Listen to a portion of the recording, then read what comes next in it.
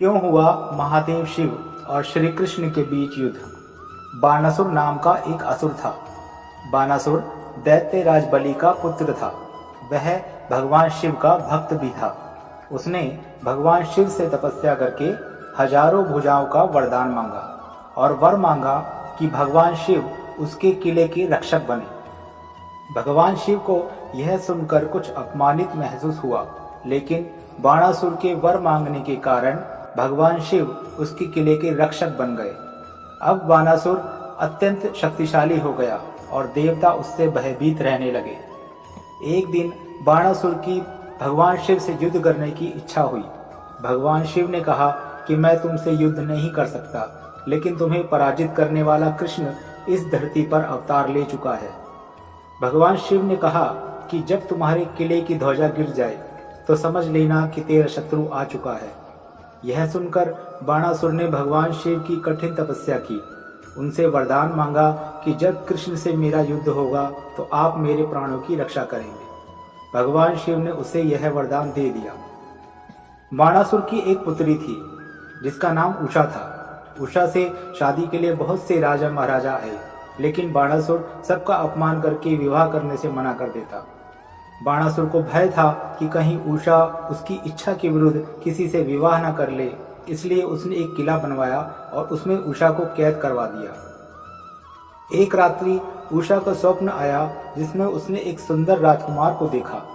उसने अपना स्वप्न अपनी सखी चित्रलेखा को सुनाया।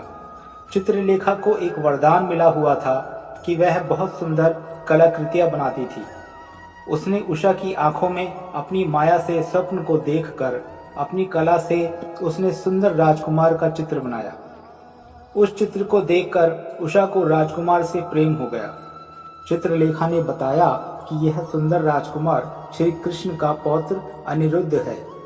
चित्रलेखा ने अपनी माया से उसे उषा के सामने ला दिया।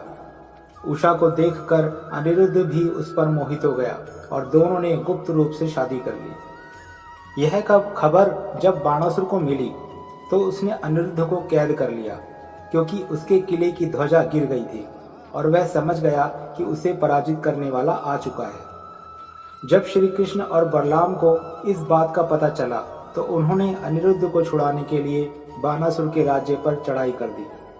दोनों ओर के वीरों ने अपने शौर्य का परिचय दिया। बाणासुर जब हारने लगा तो उसने भगवान शिव का स्मरण किया। भगवान शिव जब प्रकट हुए तो श्री कृष्ण और शिव जी आमने सामने थे। दोनों मन में बाणासुर का धन्यवाद भी कर रहे थे, जिसके कारण वह एक दूसरे के आमने सामने दर्शन कर पाए। युद्ध शुरू हुआ। श्री कृष्ण और शिव जी ने एक दूसरे पर कई तरह के अस्त्र शस्त्र चलाए, लेकिन दोनों को उससे कोई हानि नहीं हुई। श्री कृष्ण ने निद्राक्ष शस्त्र चलाकर भगवान शिव को कुछ समय के लिए सुला दिया और श्री कृष्ण ने बाणासुर की भुजाएं काटनी शुरू कर दी, जिस पर वह अभिमान करता था। जब उसकी 4 भुजाएं ही शेष रह गई तो अचानक शिव जी की नींद खुल गई और बाणासुर की यह दशा देखकर वह क्रोधित हो गए। उन्होंने अपना शस्त्र शिव ज्वर अग्नि चलाया, जिससे चारों ओर ज्वर और बीमारियां फैल गई। श्री कृष्ण ने नारायण ज्वर शीत शस्त्र चलाया, जिससे ज्वर का नाश हो गया, लेकिन इस युद्ध से सृष्टि के विनाश का डर पैदा हो गया। सृष्टि को विनाश से बचाने के लिए सभी देवताओं ने माँ दुर्गा की आराधना की। जब माता ने दोनों पक्षों को शांत किया, शिव जी ने कहा कि वह केवल अपने वचन के कारण बाणासुर की रक्षा कर रहे हैं। वह चाहते हैं कि श्री कृष्ण बाणासुर के प्राण ना ले। श्री कृष्ण ने कहा कि मैं बाणासुर को मारूंगा नहीं, क्योंकि भगवान विष्णु ने प्रहलाद को वर दिया था कि 21 पीढ़ी तक उसके वंशजों को वह या उनका कोई भी अवतार नहीं मारेगा। श्री कृष्ण ने कहा कि वह केवल अपने पुत्र अनिरुद्ध की मुक्ति चाहते हैं।